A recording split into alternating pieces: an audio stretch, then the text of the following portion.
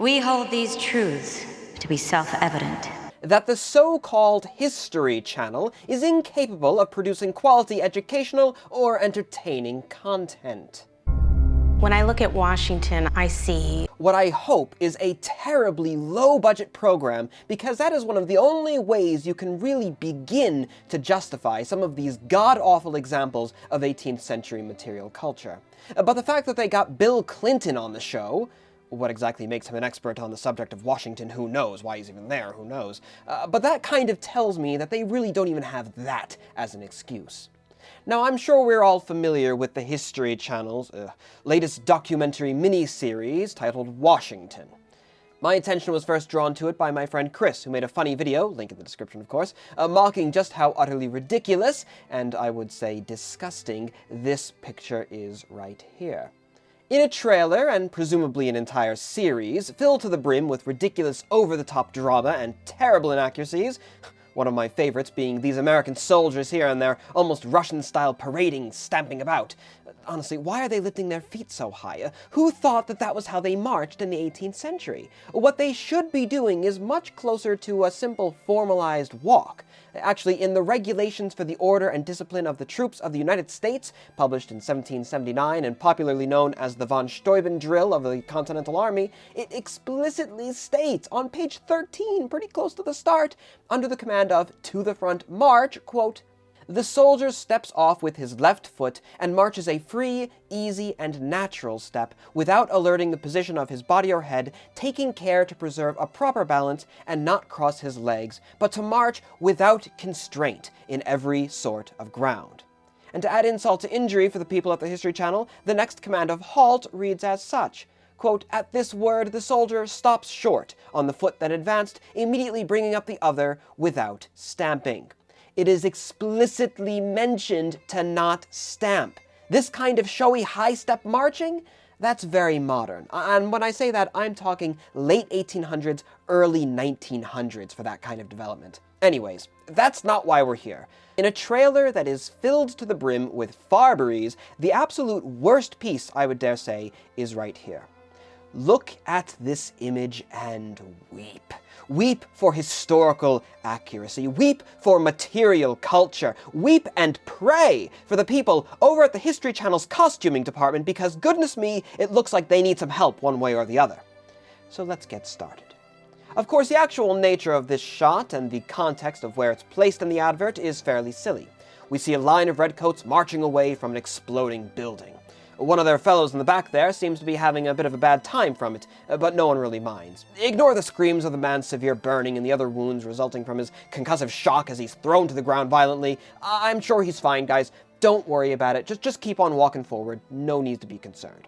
Also, look at his musket there. Look at those barrel bands. I don't think he's carrying a brown bess. I think those are barrel bands right there. And looking at how he's gripping the thing as well, I feel like he may not even have a lock on that musket. The lock on a military musket, be it a brown bess or any other kind, is usually a pretty big thing. And he has his hand wrapped entirely around the length of that stock.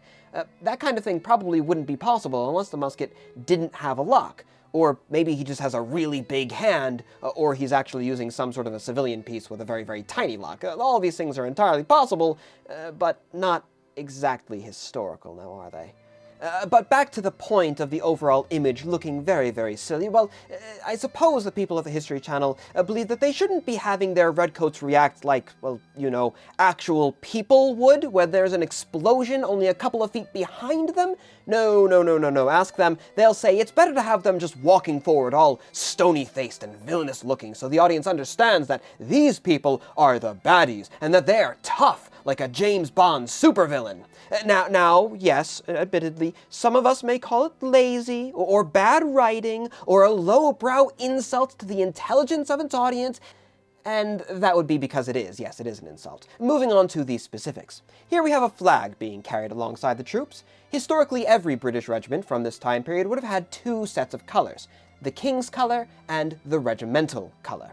Generally, the former featured the Union flag with a badge in its center, while the latter had a smaller Union flag in the corner with the designation amidst a field of that regiment's particular facings color. Here we see what is likely the king's color flying, but there's no regimental. It's possible, in fairness, that the regimental color is flying just off screen to the left there. The flag that we do see, though, is also very, very small, probably only a couple of feet long by the looks of it, whereas a proper military color could measure up to 6.5 by 6 feet in its size. And that usually makes the color as large as or larger than the man actually carrying it. And speaking of the man carrying it, let's just scroll down a little bit there, because you'll see here that it is indeed being carried by a man.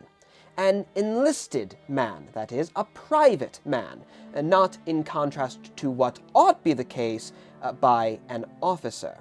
You can tell that this man is not an officer by a few measures. Looking at his hat, you'll see that the tape around its brim is white, not silver or gold. Nor is he wearing a gorget around his neck, the sign that an officer is on duty, as this man is. Nor is he wearing an officer's epaulette, though again, in fairness, we can't see his left shoulder there. But the point is that to carry a regiment's colors into battle is an honor. It's a task of great importance, not only symbolically, but also in its role on the battlefield. And as such, that task would not be carried out by any regular old soldier, but by a commissioned officer. More specifically, by an ensign of the regiment. And while yes, ensign is the lowest commissioned rank in the army, these were also men who weren't actually commanding individual companies or subdivisions of troops, as you might expect higher ranks to be doing in a battle. And to carry those colors in a battle was an excellent opportunity for often younger gentlemen, younger junior officers, to prove themselves in a way that they may not be able to otherwise. And the method of the selection of exactly who was able to carry those colors among all the ensigns, it might vary from regiment to regiment, perhaps being the most senior of the ensigns, the man who has theoretically earned that right through his service. Now, while I've been discussing this fellow, you may have noticed something a little off about the man just to his left there. The fact that he's wearing his cocked hat backwards. You can tell this by the lack of a cockade, this little bit of lacing which sort of keeps a bit of ribbon in place. It doesn't serve any particular function, besides some armies using them to mark out different ranks or the like. It's primarily a fashionable aspect of the uniform. And on British cocked hats, assuming that you're wearing the thing, the cockade would be kept on the left-hand side of your hat. Indeed, if you look very closely at this man's hat, you can actually see the lacing of his cockade just there on the back. But rather than being that far back on the right side of his face, it ought to be over his left side. That, alongside the kind of wonky dimensions of the hat, are how you can tell that this man's hat is actually backwards. But hold on, you may say to me, Brandon, you always wear your hat incorrectly too, referring, as many commenters do, to how I wear my own cocked hat raked off to the side. Most people are very polite about that, but you do occasionally get those people saying that I look silly or even outright stupid for clearly not knowing how the hat was worn historically. Now, I've made a video talking about this before, but I'll say it again. While a soldier can wear his hat straight on, you will find many, many examples in period artwork and sketches of men wearing their hats just like I do. Indeed, it was a very common practice because you'll find if you have your hat straight on, you have a much more difficult time standing with your musket at the shoulder. Whenever you try to move your head to the side, your hat will bump up against the musket if it's not turned off, and you may well knock off your own hat when you're coming to the shoulder if you're not looking in the right direction. Sometimes soldiers would only rake their hats a little bit, with the front horn just over top of the left eye, and in other instances, we see men with their hats very nearly sideways. So that sort of comically jaunty angle, it's perfectly acceptable and indeed fully authentic to the time period. But wearing one's hat backwards like this is certainly not. It's also noteworthy that all of the other men here are all wearing their hats straight on. So one man is tilting it way too far and the others not at all. And both cases look very, very farby and inexperienced in military matters as a result. Oh, but that is nothing when compared to this. This is the thing that really shows me just how little the costuming department cared. Heavens above, would you look at the size of that hat? It's enormous, 3 times bigger than the man's actual head by the looks of it. Even this fellow's hat, I thought, looked a little oversized, but good lord, how does this one even manage to keep his head up? The poor man looks utterly ridiculous, and it looks like he knows that too. poor extra was probably told he'd be on a history program, not a comedy special. Compare it to a properly sized hat. At no point does it stretch further than the shoulders. In height, it shouldn't be taller than your actual head. You can even see how the tips of some of those hats are kind of sagging down a bit because they're unable to support their own weight.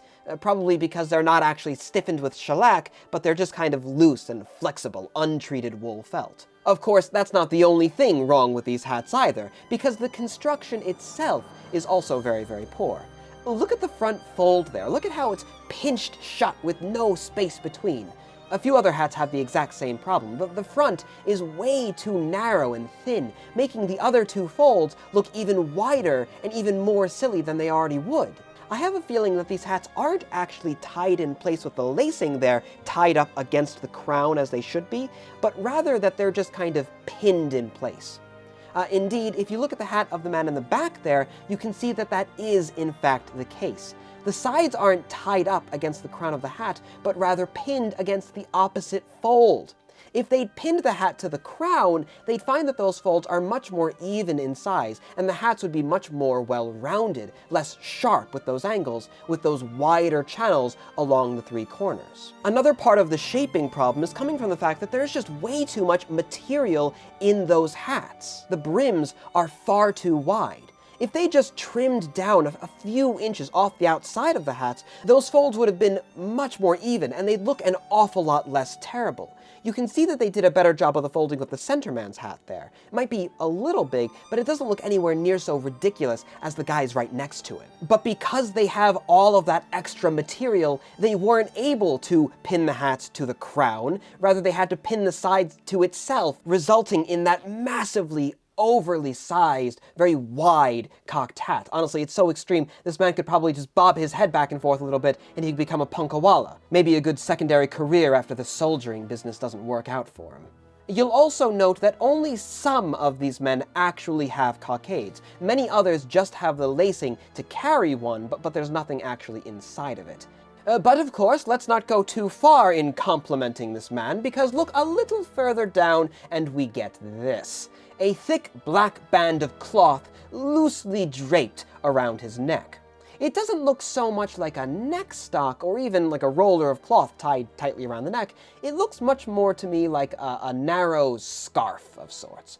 It's weirdly wide looking, and his shirt isn't coming up and folding over it like it ought to, and it's definitely way too loose looking from what I can see.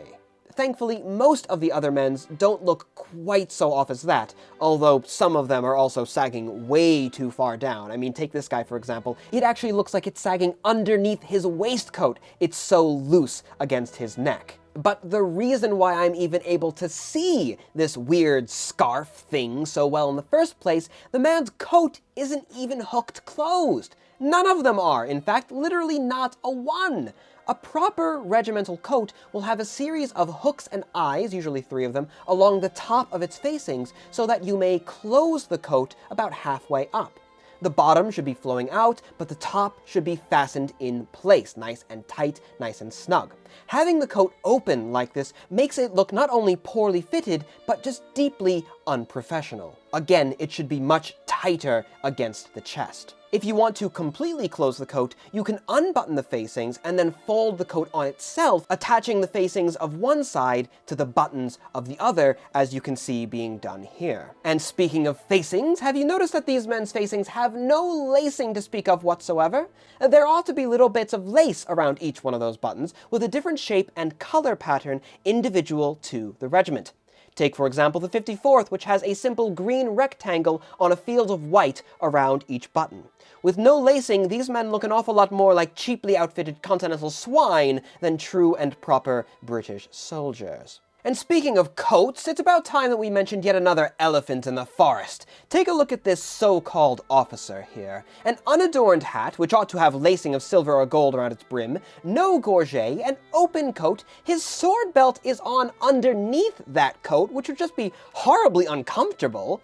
And then, of course, there's the fact that he's wearing blue facings, which at least those facings have actual lacing, but he's not even from the same regiment as the men he's supposed to be leading here. Instead, he's just coming from a royal regiment. They were the only ones, you see, in the British Army who were permitted to wear facings of blue, while these men here hold no such distinction with their buff color facings. That's one of the ways you can tell regiments apart, is the color of the facings on their coat. And actually, speaking of the color on the man's coat as well, I didn't even write this in my script, I'm just noticing this for the first time now. Look at the color of that officer's coat. That's a very, very dark color red right there. You see, that shade is called madder red, and that is the kind of color that were used for enlisted men's coats. Whereas an officer's coat should be made out of a much finer material with a brighter scarlet color, able to have them stand out amidst the men much more clearly. No, indeed, that coat is far too dark to be an officer's coat. It is clearly an enlisted man's coat that they just slapped an epaulet on and then called it an officer's coat. And these slovenly... Okay, back to the script. And these slovenly coats are certainly not complemented by the men's belting. Now, most of those cross belts are just ridiculously too long. The bayonet should be worn high under the arm and tight to the body. You want your bayonet to be easily accessible by simply lifting your right arm and throwing it across the chest without any kind of constraint. You can compare how far down these men's belts are to the 54th here, and then realize that actually in this photo, the bayonets of the 54th are still a little further down than we would like them to be. And that's why we as a regiment are changing over in the upcoming season to what we believe to be a much more authentic style of belting, which was actually a waist belt converted into a shoulder carriage. In the mid-18th century, bayonets were usually worn from the waist, but towards the American War of Independence, towards those later years, soldiers began slipping them over their shoulder instead. The bayonet was more comfortable to wear and easier to access that way. You can see an excellent example of that style being worn here by the 17th Regiment of Foot. Note that their bayonets are all very tight and close under the arm, where it's easily accessible and it won't be jangling all about when they're running about in the field. Compare to these men, and you can see they're going to have quite a few difficulties there, not only in reaching the bayonet, but probably getting tripped up by the things as well, given how low down those frogs are hanging, again at the leg level. For similar reasons to the bayonet carriage, you also want your cartridge pouch, that leather pouch with a wooden box inside where the ammunition is kept, to be somewhat high and tight against the body. But here, oh, no, we have something very, very different. You can just hear those pouches flapping and flopping all over the place with every step of those men, as most of them are carrying their pouches not on the back of the hip, as is comfortable and effective, but instead over top of their right legs. Again, it's the kind of thing that you would expect someone, anyone, during the course of this filming to realize might be a bit of a problem. This looks utterly ridiculous and in no capacity practical. It also really doesn't help that the construction of the pouches is also really far off too. You see that those front flaps are almost twice as long as the actual pouch. And again, it wouldn't be a difficult fix. All you have to do is just trim off that little bit of extra leather. It would feel better for the people wearing the kit, it would look much cleaner, much more professional, and most importantly, it would be much more authentic and accurate as well. Here, it just looks silly, almost like those really oversized 7 Years' War pouch. Oh, so that's where it's coming from. They're probably just leftover props from other aspects of the program which takes place in the earlier years. Heaven forbid that a new prop should be made for this new aspect of the program, or even just altered in a most simple, easy way to make it more authentic. Heaven forbid we even take the Farby examples, we throw them in the back of the line so that you can show off the accurate ones in the front. Heaven forbid we put the pouches in the right spot on the body so it's not as heavily emphasized. No. Just take any old prop, whatever the time period, however bad it looks, throw it right in front of the camera, right front and center on the screen, regardless of whether or not it even should be there, so we can really emphasize just how little we care about the material culture. Let's just really brag about the fact that we either didn't have the funds, the intelligence, or even just the will to get it right for this new big-ticket miniseries. I mean, after all, it's not like this is supposed to be educational content at all, right? Right? Look, a poorly made cartridge pouch isn't really a big deal, I know that. belts being too long isn't really too big of a deal.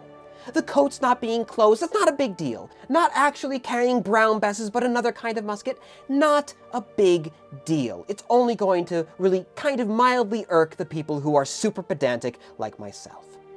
But when you combine all of these Farby elements, when you take so many inaccuracies and you throw it all into one condensed image and really emphasize those inaccurate facts by not even trying, not even bothering to hide any of it, and all of this in something that is supposed to be from a documentary miniseries, it makes the entire thing look absolutely awful, and it does not inspire confidence in any of the other information that you're putting forward. If you can't get this right, or even try to get it right, why should I trust you in your interpretation of any other elements of the history? It's like the costuming department either had zero funding, zero talent, or zero care, or likely a combination of all three of those things. It looks like they reached into whatever storage facility they had, they grabbed a couple of cheap props that looked close enough, they filled in the gaps with a trip to their local party store, they slapped it all together, and this was the end result. Not only inaccurate, but cheap looking, and certainly not the standard to which we ought to hold a large institution with a good amount of funding like the History Channel. It's not only inaccurate, it's cheap looking. And it's certainly not the standard to which we ought to hold a large institution like the History Channel, even if it is a trash institution. Like I said in my comment on Chris's video, gee, if only there was some kind of community out there dedicated to the preservation and promotion of 18th century material and military culture, with all of their own equipment and their own clothing, who would be infinitely willing to volunteer their time to help educate the public in these matters. Gee, if only such a community existed. The expertise on these subjects exists. It is readily accessible, especially in recent years. The information is begging to be used and given the attention that it deserves from an institution that can really shed light on it. But it seems like some organizations just wouldn't know real history if it bit them on the nose. But at least there are some people in this world who do seem to care about historical accuracy in their productions. That's right, everyone, it's time for the promotional part of the video. Briefly this time, I promise. A channel that I've worked with in the past, Mr. Aton Shea Films, is currently working on a project that many of my own viewers may find interesting. It's going to be a horror film set in 17th century Massachusetts called The Sudbury Devil.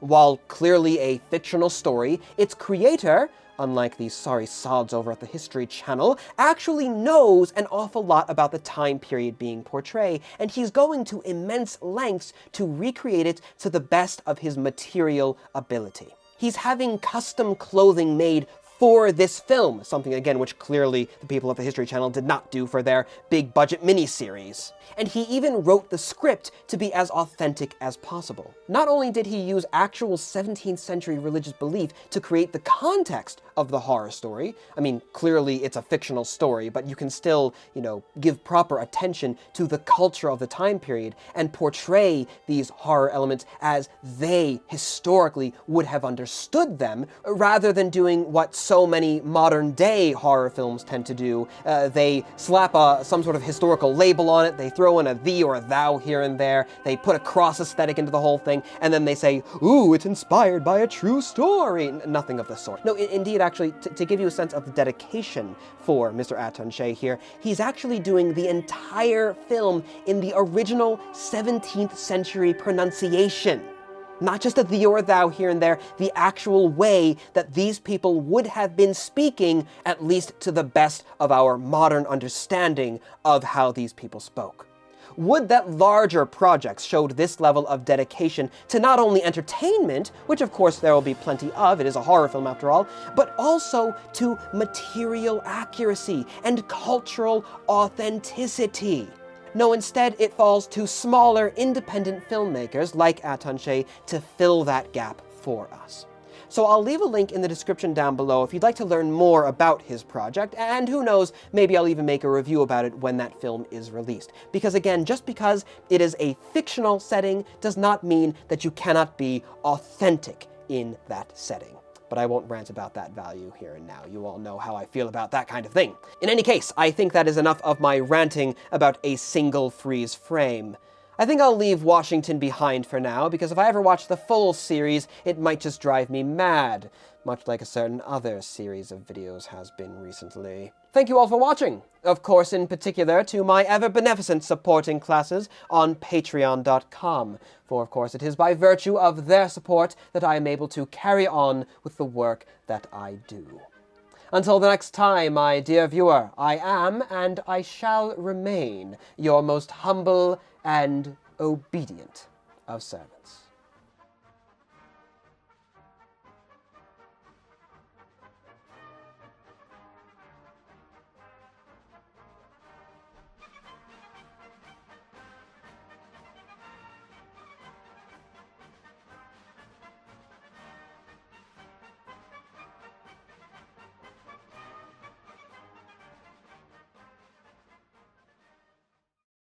And also, this man is out of step.